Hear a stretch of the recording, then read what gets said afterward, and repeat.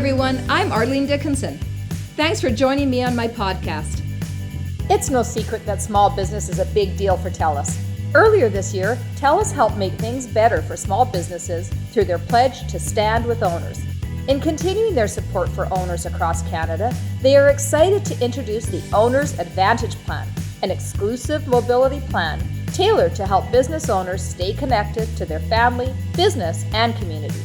The Owner's Advantage Plan offers a wide variety of benefits designed to provide greater value and more flexibility than ever before, including yearly device upgrades, endless data, same-day device repair, and access to on-demand virtual healthcare, all on the world's fastest mobile network in the world.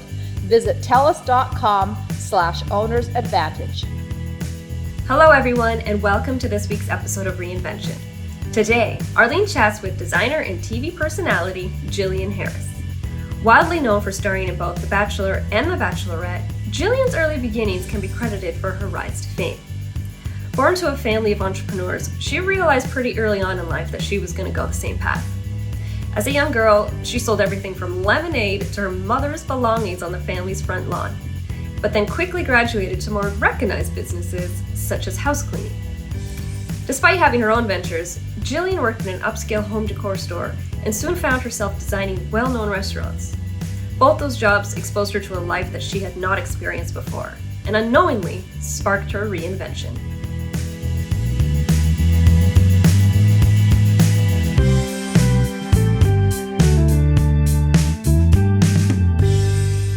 Today, we are talking to Jillian Harris. I'm so excited to have this conversation, Jillian.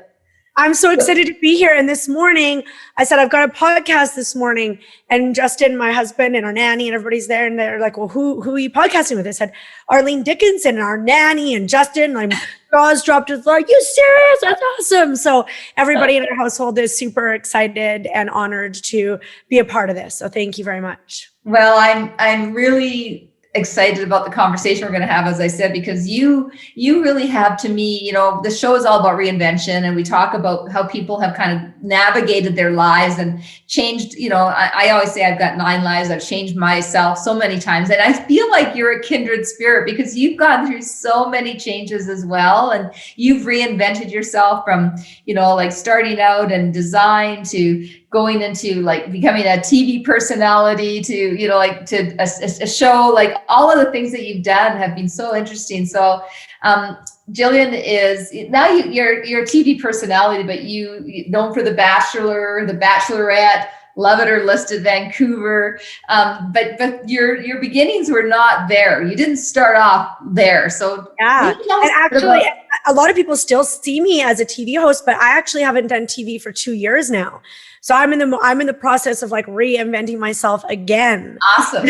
I often compare myself to Forrest Gump. You know how he had all those jobs? He was like a ping pong master, and then he was in the Navy. And so I'm kind of the same thing. I've done everything from dishwasher, restaurant manager, beer cart girl, hairdresser's assistant, restaurant manager, restaurant designer, project manager, bachelor, bachelorette, the Love It or List It.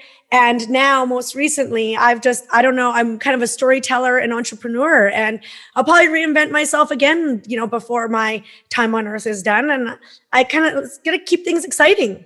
I love that. Why don't we start off at the very beginning? So let's start off at, you tell us a little bit about your childhood. Tell us about growing up first. Oh God, whenever people ask me to do that, I always cry, but no, in a good way. I'm so grateful for my, it's happening, for my childhood. So growing up, I grew up in Northern Alberta, Peace River, Alberta. So just a short jaunt from you there in Calgary, small town at the time, probably 5,000 people. And I don't think it's changed much since. My parents were both entrepreneurs, and I spent a lot of time outside in the wilderness, a lot of freedom. I always loved I was always an entrepreneur at heart. So I remember still have this like metal banker's box.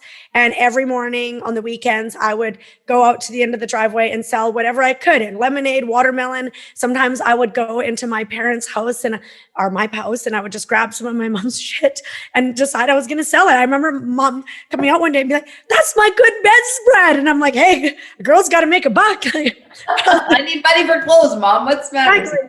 But even I remember being even like Leo's age, 5 years old, and wanting to go to work with my dad at the auto body shop, whatever it was, like sweeping. I always had this fascination with, now I'm analyzing, what is it? Was it making money? Was it staying busy? Like, what was it that I was really, always sort of obsessed with is sort of the wrong word, but I guess for lack of a better word. So yeah, I lived there for, until I graduated. And as soon as I graduated, I packed up my bags and actually moved to Calgary with not a plan, job or anything. My parents said that they would pay for my move if I went to school. But at that point, I wasn't interested in that. I wanted to like get straight to work. So I started my own business, house cleaning, and I had a girl that was working with me. And as time went on, I decided, yes, I wanted to go to school, but I wanted to keep my business. So I was probably only, I think, 19 at the time. So I just went on in the a newspaper, and I just found people who were looking for jobs. And I just started hiring people to do the house cleaning for me while I was at school. And it was like, oh my goodness, I'm turning this into a business. It was all illegal, by the way. I was not a legal employer. I don't know how I did, but anyways, at that time it didn't matter. Hopefully the feds don't come after me now. But They might. yeah, they might. Yeah. And I nannied as well at that time. And then I realized I actually started working. Do you remember a store called Caban? It was owned by, yeah. So I started working there, and that's when I realized, oh my gosh, like all of these fancy designers would come in and buy these $80 candles and this fancy linen. And that was my first sort of moment of seeing like, oh wow, fancy things, nice things, money. Prior to that, I didn't know what money was really going to buy me. I mean, a quad, a snowmobile. I was sort of a small town girl. So I loved these designers that would pull up in these fancy black SUVs. And so I went home, and on my printer, I made little business cards, and it said Jillian Harris interior design. I was not. So you just said, I'm going to call myself an interior designer, but you weren't. I knew I could, like my mom was always very creative. My mom owned a home decor store. So I knew I could do it. I knew I could like pick out paint colors, and I could rearrange furniture and stuff. So I did that while I worked at Caban. And then I also waitressed at Cactus Club. And the owner of Cactus Club, Scotty Morrison, who I feel like you must have met. Yeah. Yeah. She says, I'm like, yeah.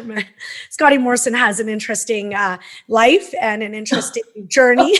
And me, there was nothing to be read in my facial expression. I was more just like, oh yeah, have I read about Yeah, well, I went on to like be his basically personal assistant for several years. So, I think every big business entrepreneur, they have a very unique way of life, and they're very, what's the word I want to use? Like flamboyant.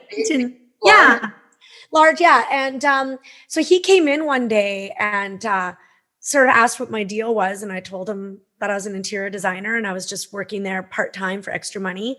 And he was actually looking for an interior designer to come on and be his executive assistant. So he offered me a full-time job. Oh, Sorry, I just changed my seat, and it just went, sorry. Okay. This is real live podcasting, guys. Yeah. It happens. Totally. I love it. And so I took the job. I didn't know what I was doing. I took the job. I moved to Vancouver, and I started to do interior design and project management for Cactus Club. So I kind of got myself caught in a bit of a lie. So I was going to say, wait a second. Did he think you were like qualified as a trained interior designer when you said that happened? He never really asked too many questions. I think he liked my personality, and I told him I could do it, and he believed me. And so we continued to design restaurants together for probably 5 years. We started Brown Social House, Pinky's. I was there alongside him, project managing, designing. I did not know what I was doing. We spent a lot of money and we made a lot of mistakes, and he always just seemed okay with that. He never really questioned my. Did you not have like any like that? I mean, listen, we suffer from imposter syndrome anyhow, but you saying, I'm an interior designer, you're not trained in it. Did you not like think I'm going to get caught out here? Like, as you're doing, like, I'm fascinated by this because I think that takes so much. It's a line between courage and yikes. I know. Well, and that's the thing. I think I get that from my mom. Yeah. I didn't feel like I was being, I truly actually thought that I could do it. Yeah. I truly thought that I was confident enough that I could do this job. And I screwed up a lot, but he always seemed to be very understanding of that. I think he later on found out that, I didn't go to university, or I had doing all these little projects on the side, but like he was my first real job, and he sort of took me under his wing. And he wasn't the best boss, but he let me make mistakes with his money. He taught me a lot. A lot of the way I run my business is due to him. A lot of the way I don't run my business is due to him.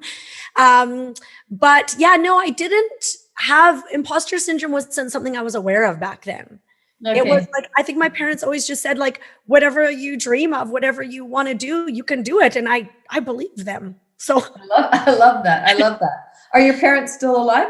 They are. Yeah. They actually just live up the street from me, and they're great grandparents. You're a grandmother as well, right? 7?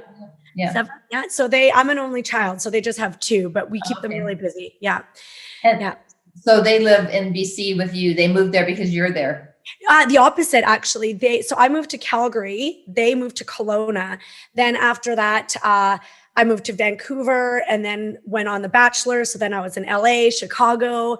And then when my heart was broken after that whole debacle, I bought a little condo here.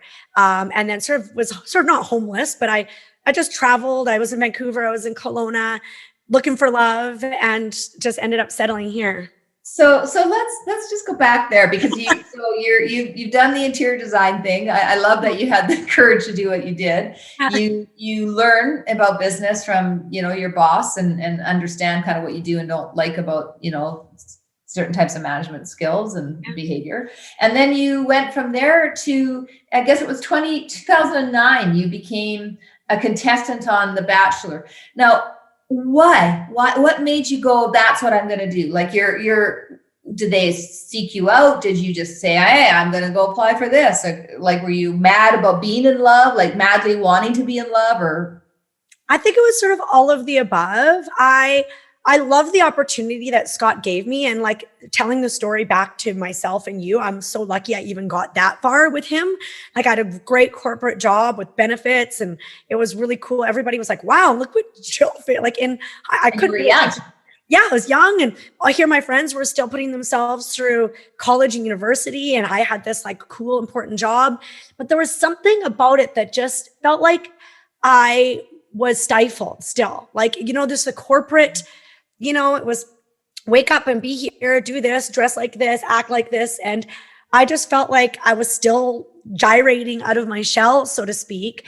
And I've always wanted to be a mom. I've always wanted to find love. And I think, it just didn't happen for me. Maybe I was too busy. Maybe I don't know for what reason. Maybe the right guy didn't come along, but it didn't happen for me for years. Even after I was on The Bachelor and Bachelorette, but I was watching the show like anybody else, and they, the thing comes on the end, like, do you want to be on The Bachelorette? Call this number. And so I emailed an application, and I thought either A, I can find love, or B, this will take me places I've never dreamed of, or experiences. And I think that's something my parents taught me at a young age, is to just go for it, to just, what's the worst that could happen? So I went for it, and so I did The Bachelor and then Bachelorette, and got engaged, and then broke up. And well, so don't rush through that, because there's a whole reinvention that would have taken place through that. When you got accepted on The Bachelor, did you have a moment of, holy shit, I'm going to put my whole life out in front of everybody to see, about my love life, about how how did that feel? I think it was a little bit, I remember being a little bit embarrassed. Well, I shouldn't say embarrassed, because that's something that doesn't happen to me that often either. I don't really get embarrassed that often, but just like, why was it not happening for me? But I've always been sort of a no filter person. I was more worried about my parents. Like, what would my parents think and what would their friends think of them? Like, I've always worried about them, but they struggled a lot with their relationship and in their life. They had lots of failures and always just picked themselves back up. So I've always just wanted to make them proud. And I think I was just worried, like, maybe this will be a moment where I don't make them proud. Am I going to be that like girl that makes up with all the guys in the hot tub, which I was, by the way. So what would you see it like you have no control over what you're in some respects you don't, because they produce it. Yeah, totally. Yeah. But yeah, I took all the opportunities on that show. Oh yeah, sure. Another one, bring them in. But I think it's just such a surreal feeling because of being a small town girl. All I ever dreamed of was like having a career. Maybe I was going to be a teacher, or maybe I didn't know really what I was going to be. And I thought I was going to get married in my small little town of Peace River, and that would be my life. So the thought of that I was going to be on national television, not just Canadian television, but like The Bachelor. Yeah. I don't think there's nothing that really happens in your brain because you can't conceptualize it. Like, yeah, it was like watching like a train wreck. But I just sort of was like, okay, this is still happening. Like I'm going on the show. Here I am on a plane, and now I'm going to the mansion. Like I just remember being in awe of the whole situation. How old were you at that point? So I was 29, actually. Okay. So I was one of the older contestants. And tell me, you're there with. I guess I mean you would have been asked a lot of the questions about the show, and I'm actually not. Like the show is what the show is, but I'm actually curious about your own kind of personal reinvention through the process. Like you're on the show, you're exposed to a world of production, television production that you hadn't been, and you're exposing yourself in terms of your emotions and in terms of your feelings. You meet somebody that you think is love. Did you feel like you were kind of shedding a skin, like you were somehow kind of doing something really big and this was going to be your life? Or were you scared as hell at that point? Like at the point where you're there, you're at the show, you're finding that you're attracted to this guy. Are you feeling scared? I thought for sure that he was going to pick me. So he had a son. He was a single dad. So I truly thought through that entire process that he was going to pick me. I was going to be a stepmom, and that was going to be my life. That's still what I wanted at that point. Like business and entrepreneurship. I knew that was always sort of my calling, but I so badly wanted to be a mom. And I'm like, here it is. I think when you talk about reinvention, and I was really been thinking about this a lot, not just coming on your show, but I just released these courses, the Jillian Academy. And I think for me is like, it's almost like I've never just really been afraid of that humility. And I've always, I think just wanted things and went for them. And then when it didn't happen, and, some people would compare that as failure and I would fall on my ass and whatnot. I think I learned that from my parents. I just was like, okay, well, that didn't work. So I'm just going to learn from that situation, and I'm going to get up and I'm going to try it again, or I'm going to try something different. And yeah, for sure, there were times where I was depressed or self-doubted myself or was insecure or felt like I was never going to make it. But then when you're at that point, what are the options? You can't just say give up and say no. Your life is only so big, and there's times I wanted to give up, and you just can't. So you have to say, okay, well, fuck it. It's part of my language. You're allowed to swear on my show. Okay, great. Fuck it. I'm just going to try something different because I can't keep wallowing in this pity or in this self-doubt. These are the things that I truly want in my heart. I've got to keep on going for it. And I guess that wasn't the way it was supposed to happen for me. So let's try a different route.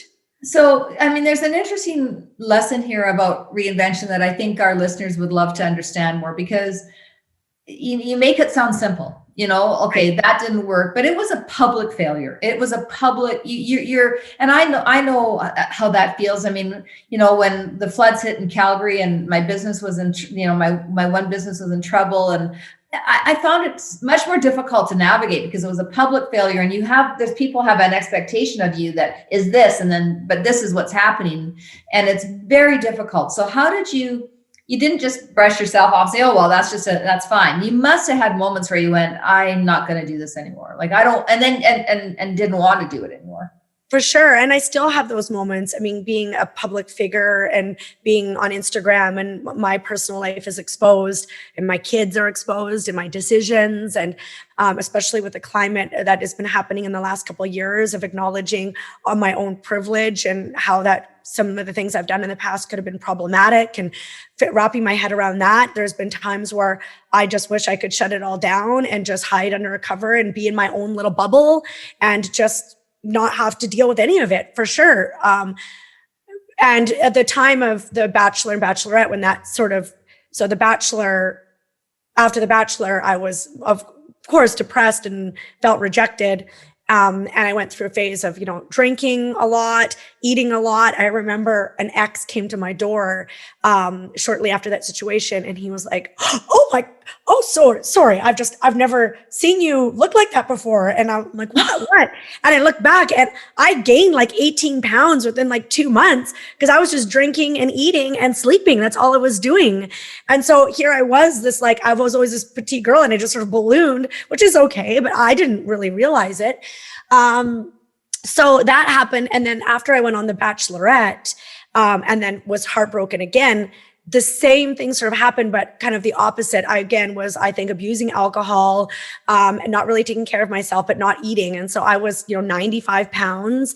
I could not stop crying. I remember my parents saying, like, this was not a good decision for you to go on the show. Your heart just can't handle this kind of rejection. I didn't know where I was going to go with my life because all I had known was being an interior designer, but I kind of always knew that was not real. Like, I was like, I don't know if that's even what I want to do with my life, but is that all I have to go back to? And I don't know if I want to go back into a public life of TV and media. Look what it's doing to me now. It's destroying me. Mm-hmm. And so I think a lot of people were very worried about me at that time.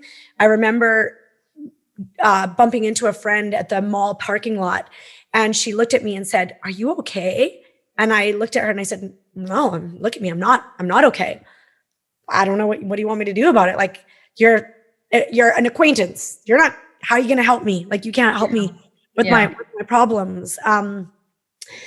So my mom really struggled with really severe bipolar my entire life, in and out of hospitals, ICU, some really horrible situations. And because I'm an only child, I was right there with my parents throughout that process. My parents also were separated and back together again. I think that there was probably some bouts of affairs in their life. They had businesses that they started and then failed, some that were successful. And so I think I got really comfortable with failure, and also just not really feeling sorry for myself, but just letting myself go through that failure, letting myself go through those emotions. And my mom always says, like, this too shall pass, which is such a cliche thing, but I always just knew it would pass. I knew that wasn't going to be my reality forever, but it was a reality at that point. There were many failures, even after that situation, after the Bachelorette, with business failures and relationship failures, that I just thought, oh my gosh, like, what is good? But I always thought, like, what's the worst? Like, maybe I'll be a single mom. Maybe I'll just be single. Maybe I won't but at the end of the day, you just kind of have to go, how can I make the best of what this life is giving me right now?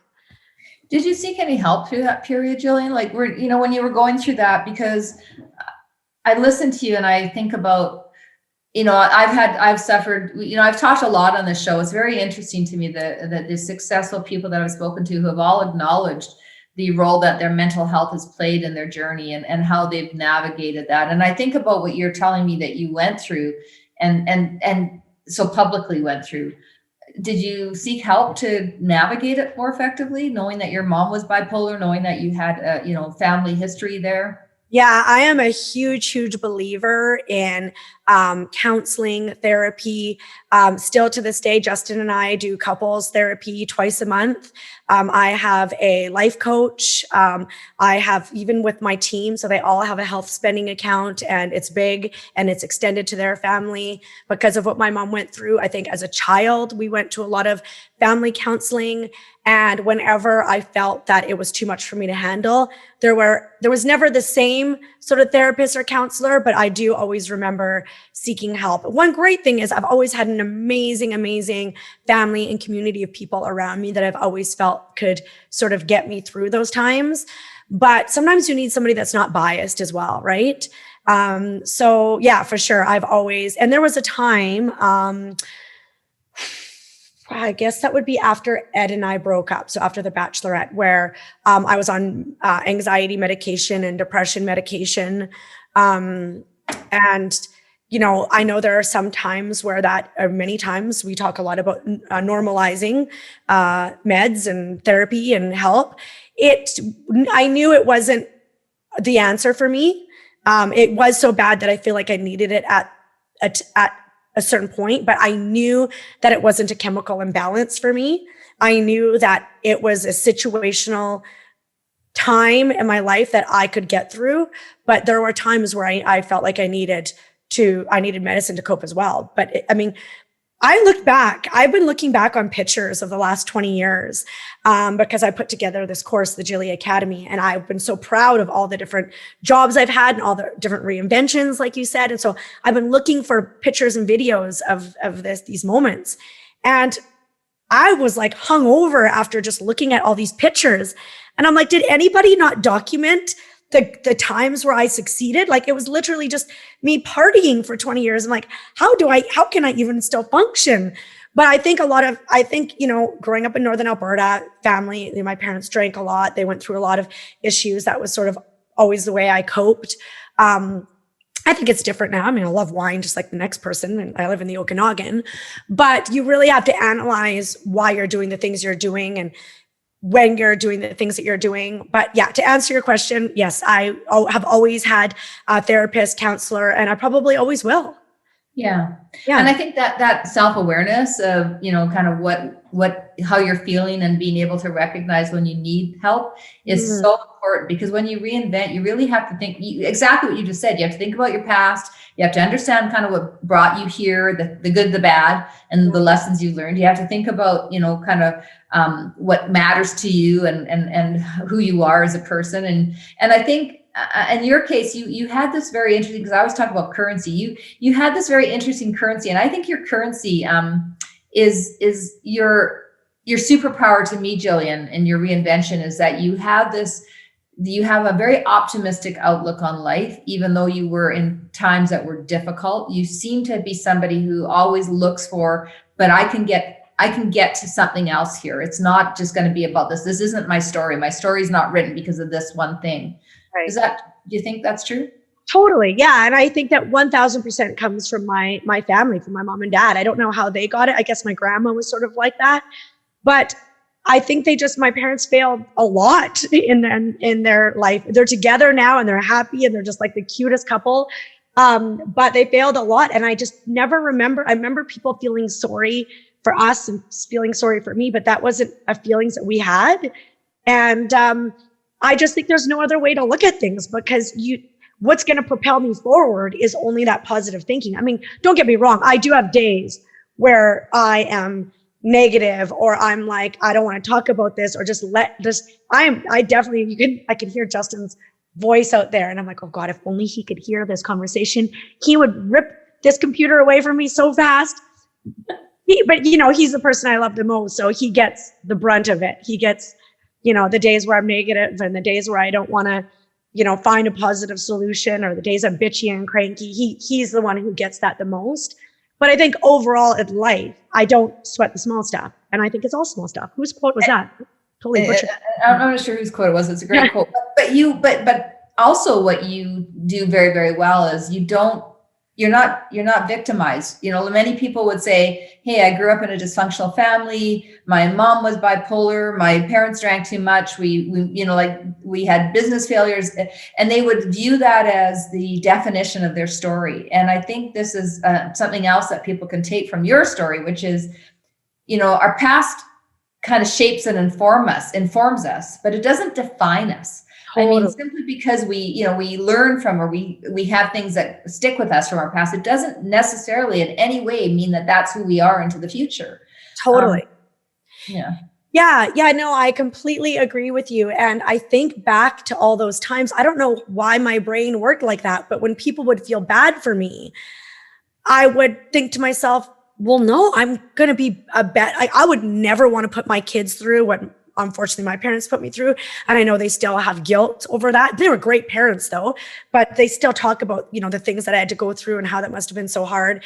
And I'd never want my own children to go through that. But I truly believe that I'm a more emotionally compassionate person. I think my emotional intelligence, I think I'm more resilient. I think I'm more, yes, like I said, compassionate, patient.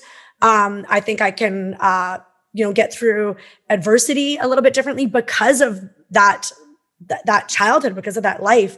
And so for me, somehow it benefited me. And maybe that was just my survival tactics. I think at sometimes what my parents were going through was so difficult. My parents talk about things that happened in my childhood. And I'm like, I don't remember that. I do not remember. My mom's like, I think you only remember the good times. Did you must have just blocked that out. But all the horrible things that happened, I don't recall them happening. So yeah, well, partly I think people that are very successful are really good at compartmentalizing, and putting things in ways so that they aren't overwhelming their minds. I'm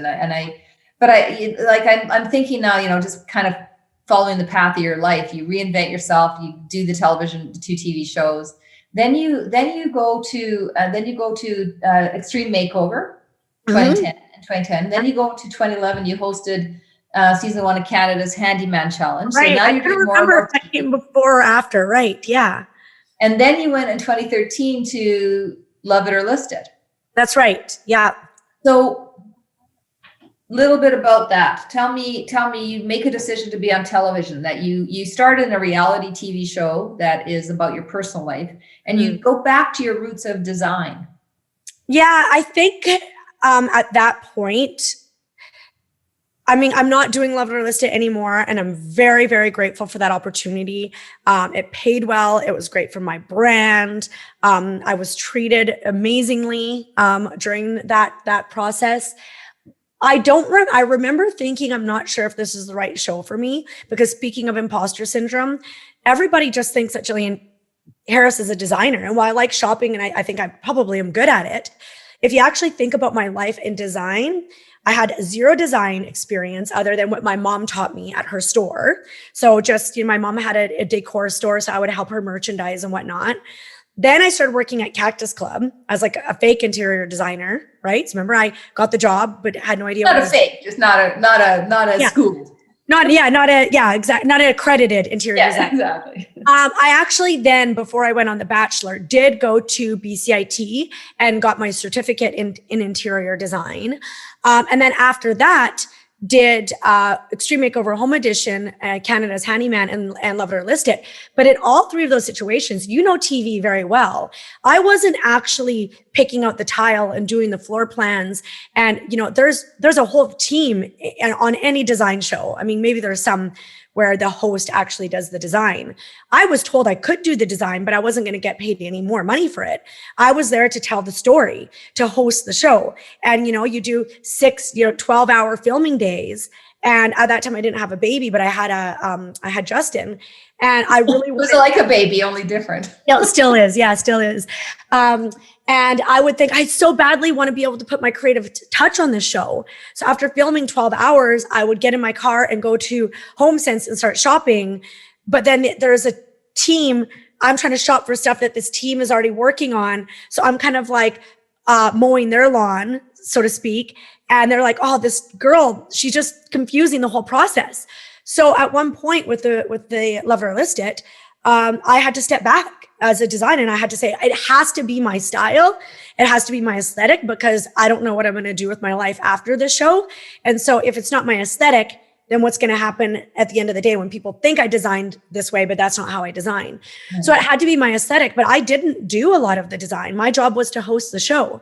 So now I've got, all of these reruns, 7 years of millions of people messaging me, you should come design my house. I'm like, I don't do that anymore. I haven't really done that ever. I went from restaurants to kind of doing it on TV. So anyways, going back to when I got the job, I just remember thinking, this is consistent. I know TV. I know I can host. It's in my field, and I don't have to move down south. Like I wasn't ready to move to Toronto or to LA or New York. I wanted to be near my family. And I'm like, this is the best of all the worlds. And I continued to do that for 7 years. I mean, I didn't take a maternity. I took 6 weeks after each kid. I drove back and forth. It was a great job that even the last season, they allowed Justin to play a contractor. So our whole family was involved, which is my cousin Charles was involved in the show. So it was like a whole family affair. But Arlene, what happened to me is I felt like I wasn't using my voice. Like I felt like I was acting, even though it was Jillian Harris, I didn't have control. And I was starting to build this platform, and I didn't have enough time to use that platform the way I had desired, the way I felt like would have impact. And so, also I was tired, having 2 kids and no maternity leave. They asked me to sign another season, and I think Todd felt like he was done. And I thought, well, how's this going to work with 2 kids going back and forth to Vancouver, having 2 homes? They're growing up so fast and missing all these moments. And so I asked if I could just take a year off and just think about it and spend some time with my family, but they needed a decision right away. And so they kind of said, like, it's now or never. And I just thought, okay, I can reinvent myself again. I can move on from this. I can do something different. And the priority for me was having control over my schedule and control over my platform. And so I just had to believe that something good could come from that decision. That was 2 years ago. That was 2 years ago. So that's a very, leaving television. I left Dragon's Den for a couple of years. So I know kind of what was going through your head around, leaving that, because there's a security that comes with the shows that you're on and how you're known. And it's very difficult to say, I'm going to just go and do something different when that's being kind of the definer of your brand, as you said. So and your family and friends are like, what are you going to do? Yeah, you're crazy. Like, it's consistent. It's great money. It's like, well, what? My dad was like, oh my gosh, this is your dream job. Like, why would you leave it? And I'm like, I don't know. Something's telling me now's the time. I don't know. And was Justin supportive of that? He was supportive. I think he was nervous as well. But he comes from a family of entrepreneurs as well. He's an entrepreneur himself. And I think he just saw how emotionally drained I was getting from A, not being able to follow my creative passion, and B, leaving the house when the kids are asleep and coming back. I was on set with Annie, and sorry for the too much information, but I was still bleeding. I was hemorrhaging. Yeah. I was basically having to wear Depends on set because I was bleeding so bad with no time off. And I'm like, that's not right. My babies need me. My family needs me. Yeah. So it was kind of like, I was like, I'm going to do this. And I also think where I came from, like a humble beginning in Peace River, Alberta, that is still my happy place. Sitting around a campfire in somebody's backyard, going to Boston Pizza is the fanciest place you could go for dinner. And that still is my happy place. So while money is fun and I'm sure important, and especially in this world of talking about our privilege and acknowledging it, people do need money. But my simplest pleasures, my happiest place doesn't really require money. So I just kind of thought, and what's the worst that can happen with leaving TV?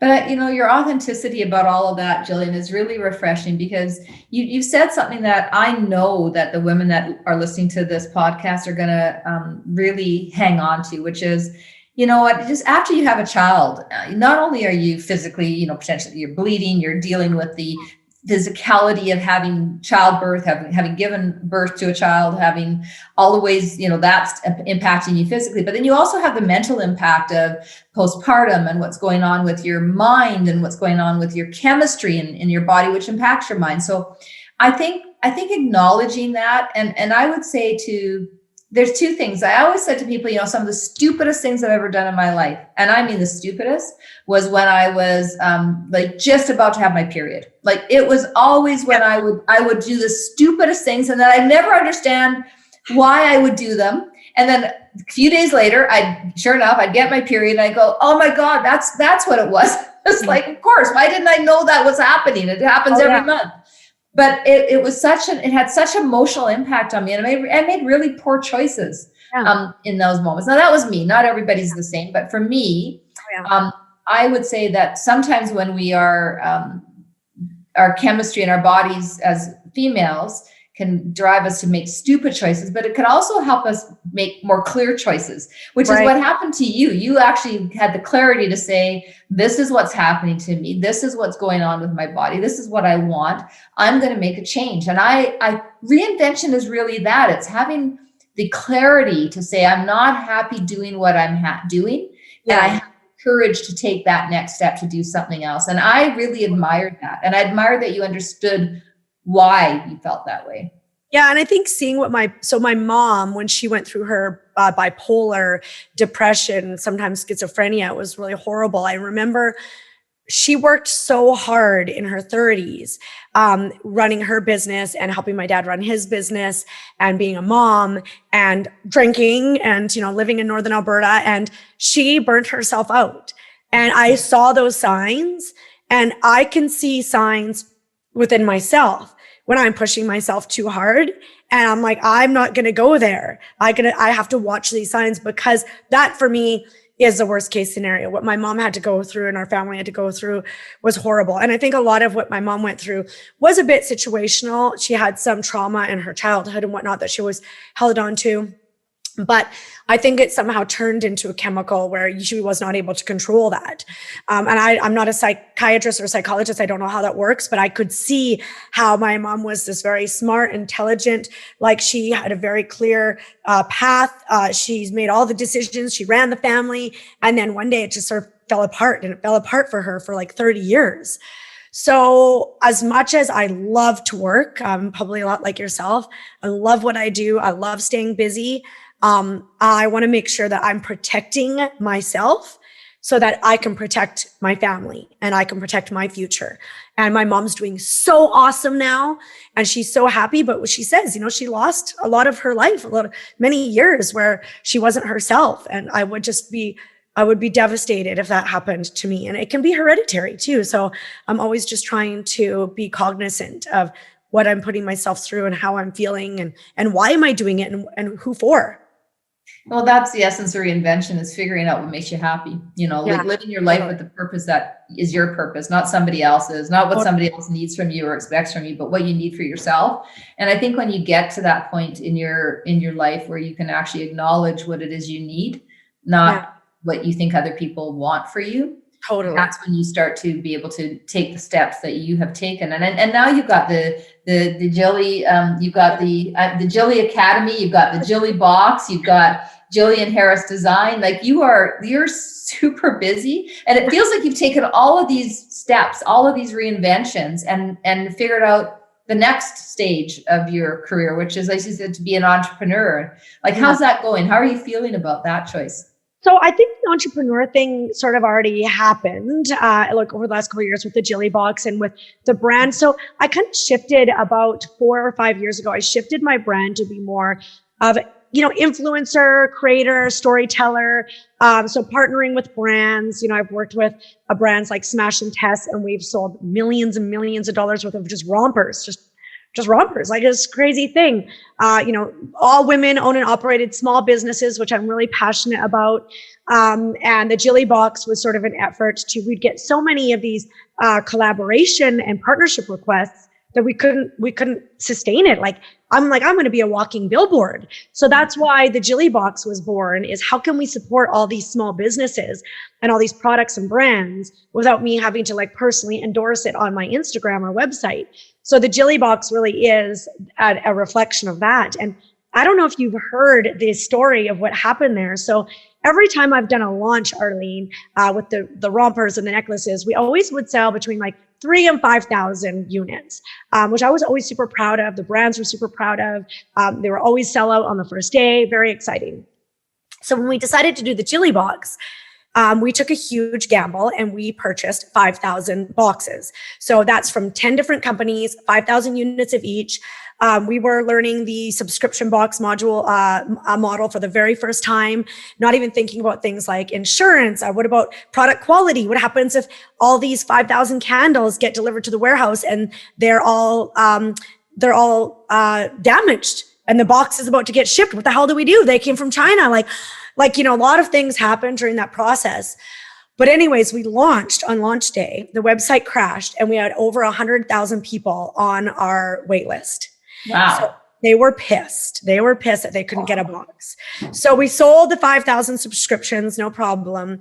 And now we've got 15,000 boxes that we send out quarterly, but we still have a wait list of 100,000 people.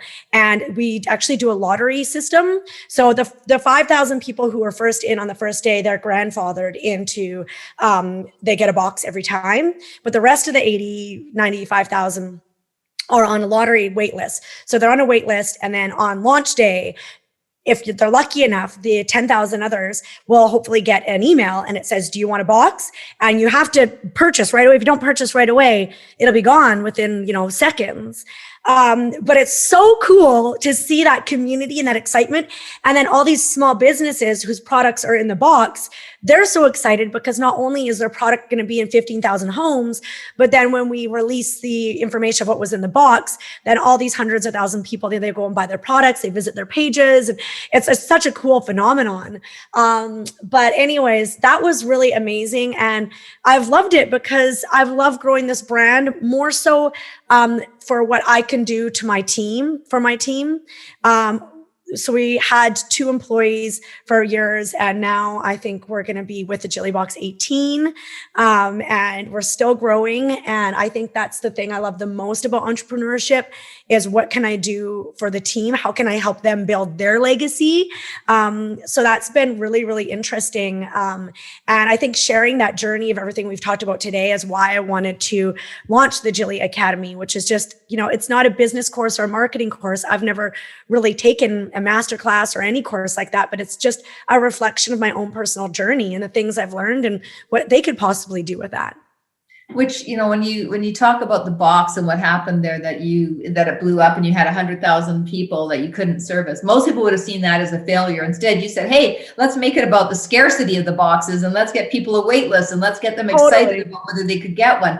And it's that ability to turn things around into what's possible as opposed to what's a problem that I really think defines you, Jillian. I mean, I have so enjoyed talking to you. I think you've got so many layers of depth, but you are everything that I admire. You're authentic, you're genuine, you're self-aware, you're empathetic, you're absolutely driven as an entrepreneur and as a human. And I really I've loved speaking with you, and I thank you so much for spending the time. Is there anything you want to say to our audience before we sign off? Anything you'd like to say as the last words? Yeah, I think I've also enjoyed this as well. It's kind of been like therapy, and I'm so, so grateful for all your grace and your love. We've just met. And I know many of the things I went through, you did as well. I mean, you had 4 children, and I'm sure you worked throughout all those times, and now being a grandmother and juggling it all. So it's just so great to speak with you. And anybody that's listening right now, it's as if it's all about balance, a balance of you can do anything you want, you can achieve anything, but be gentle on yourself. Be gentle on yourself, forgive yourself. We're humans. We're going to screw up. We're going to fuck up. We're going to make mistakes. Let yourself have that moment and then move on. Yeah. And always ask yourself, at what cost, right? At what cost are we doing things and what for? I think recently I've been learning so much about capitalism and about why we're working. And I've really been asking myself, well, why am I working so hard? What is it for? And so redefining that now. I want to change my legacy into something different where I'm able to, I've been getting into a lot of activism and learning and using my voice differently. And so really trying to take my energy and all the things I want to do in this world and shift it. And maybe it's not going to be selling rompers anymore. Maybe it's going to be selling thoughts and ideas and compassion. I don't know.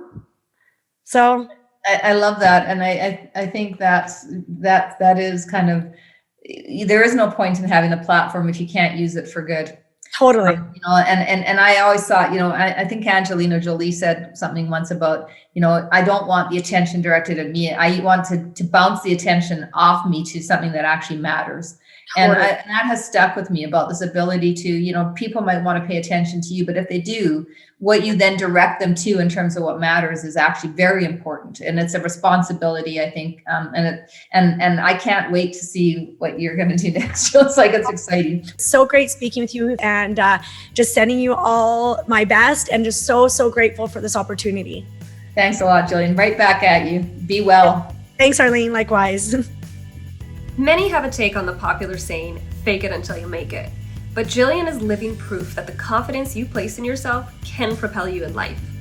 Despite not having recognized credentials in design, she knew she possessed the skill set needed to make herself an asset for the businesses she worked for. Her ability to shamelessly put herself out there also resulted in national TV shows, authoring a cookbook, and launching her own incredibly successful lifestyle brand. At the core of Gillian's success is her ability to recognize her core purpose and chase it relentlessly. It's likely that at one point we've all been told to follow our passion, but due to one constraint or another, we rarely do. Use the inspiration from Gillian's Reinvention to start yours now. Stay safe and stay human. Thanks for listening, everybody. This podcast is made possible by the great folks at Venture Communications. Thanks to our engineers, writers, producers, and all the folks who work really hard to bring you these great stories of reinventions each and every week.